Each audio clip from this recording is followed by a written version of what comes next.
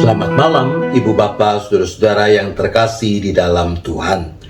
Kita bersyukur kalau kita masih diberi kesempatan sehingga boleh kembali dipertemukan secara virtual di dalam persekutuan syafaat malam pada malam hari ini.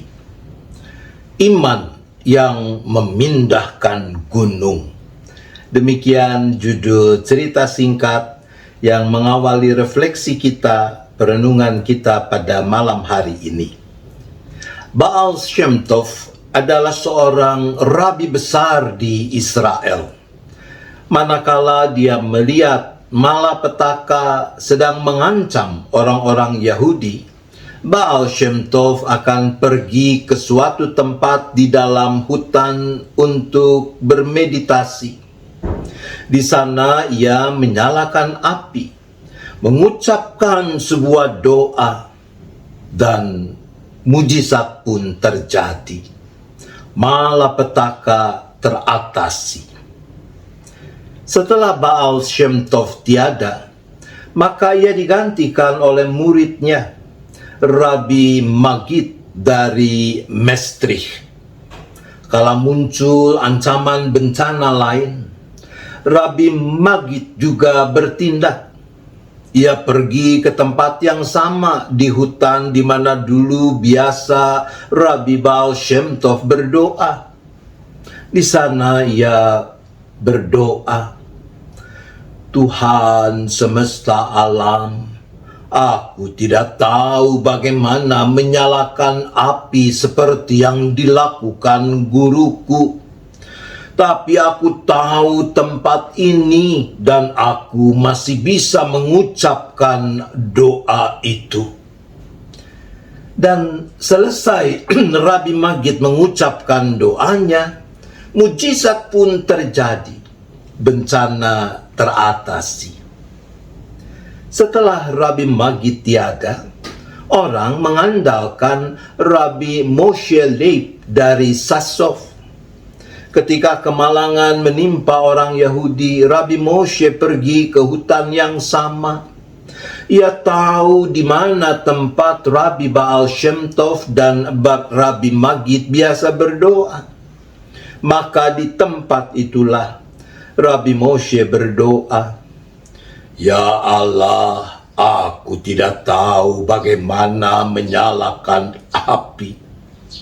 Aku juga tidak tahu doa yang diucapkan Rabbi Baal Shem Tov dan Rabbi Magid.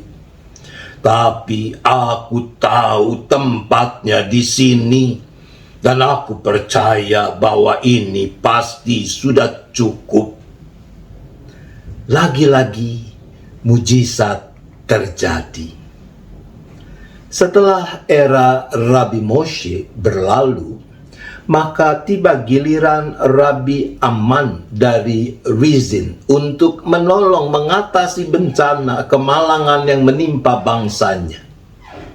Sambil duduk di kursi rumahnya, tertunduk dengan kedua belah tangan menopang kepalanya, Rabbi Aman berkata kepada Tuhan Allah, Ya Tuhan Allah, Allah yang Maha Kasih, aku tidak bisa menyalakan api.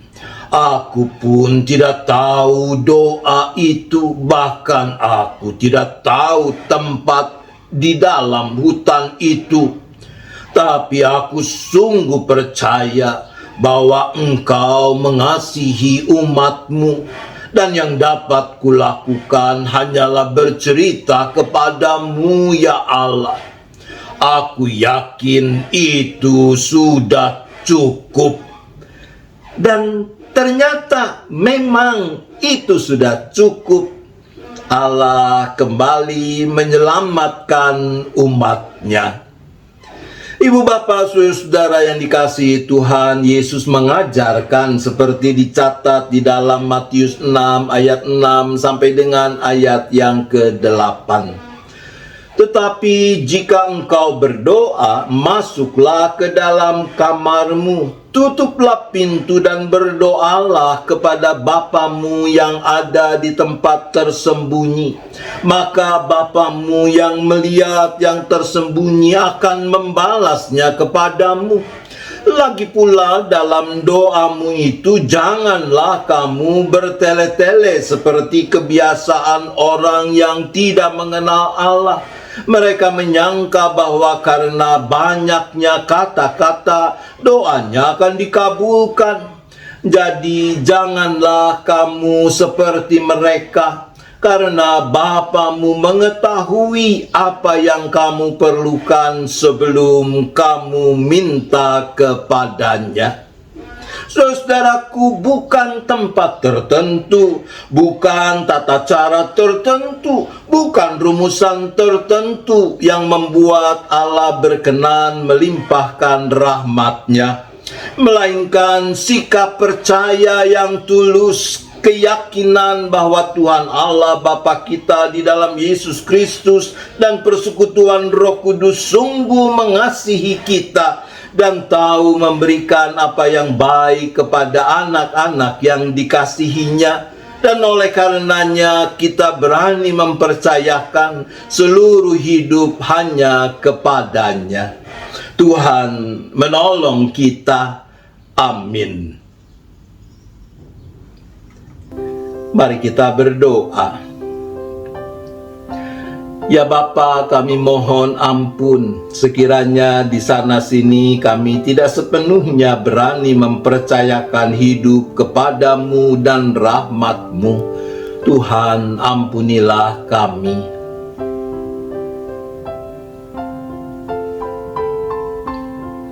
Berilah kami kekuatan untuk makin mampu merawat sikap percaya yang tulus, keyakinan bahwa Allah Tritunggal sungguh mengasihi kami dan tahu memberikan apa yang baik kepada kami.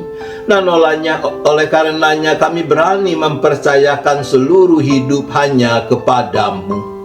Ya Allah, tolonglah kami.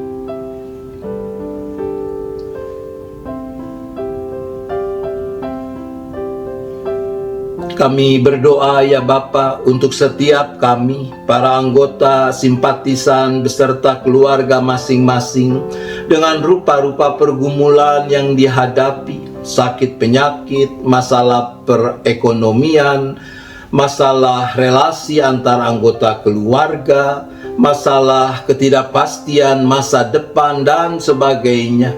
Tuhan tolong agar kami umat-Mu mampu bersyukur atas kehadiran dan karya-Mu di waktu yang lalu, sehingga kami juga tetap mampu merawat iman, pengharapan, penyerahan di tengah pergumulan-pergumulan yang sedang dihadapi ini.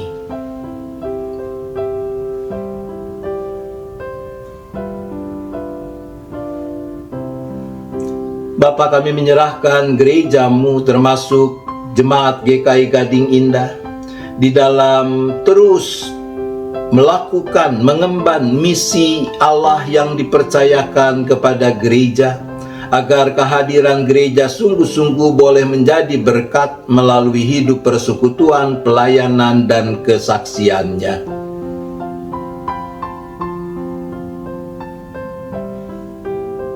Secara khusus kami berdoa untuk kesiapan dan persiapan jemaat Tuhan dalam menyambut perayaan sakramen perjamuan kudus yang akan diselenggarakan pada tanggal 3 Juli mendatang.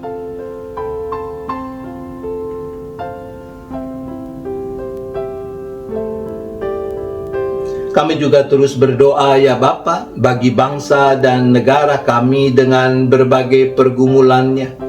Kiranya Tuhan, Engkau yang terus menopang, menambahkan hikmat kepada para pemimpin negara kami, terutama Bapak Presiden, Bapak Wakil Presiden, dan para menteri, supaya boleh menetapkan, memilih kebijakan-kebijakan yang benar bagi kehidupan bangsa kami. Demikian juga bagi para pemimpin di bidang legislatif, di bidang yudikatif, juga TNI dan Polri.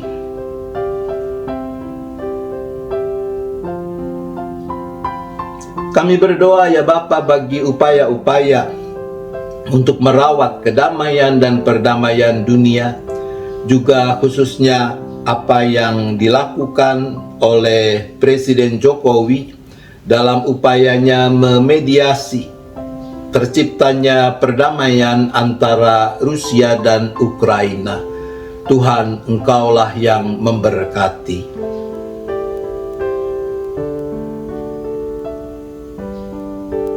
Sebentar kami akan beristirahat. Kami serahkan lagi seluruh keberadaan kami ke dalam tangan pengasihan-Mu. Kiranya kami boleh beristirahat dengan cukup, tidur dengan nyenyak, dan besok menyambut hari baru dalam kondisi yang makin baik, dan juga dengan semangat yang terbarui, komitmen yang terbarui untuk terus memuliakan nama Tuhan. Terima kasih ya Bapa, hanya di dalam nama Yesus kami memohon. Amin. Selamat malam, Ibu Bapak, Saudara-saudara. Selamat beristirahat. Tuhan tetap beserta kita.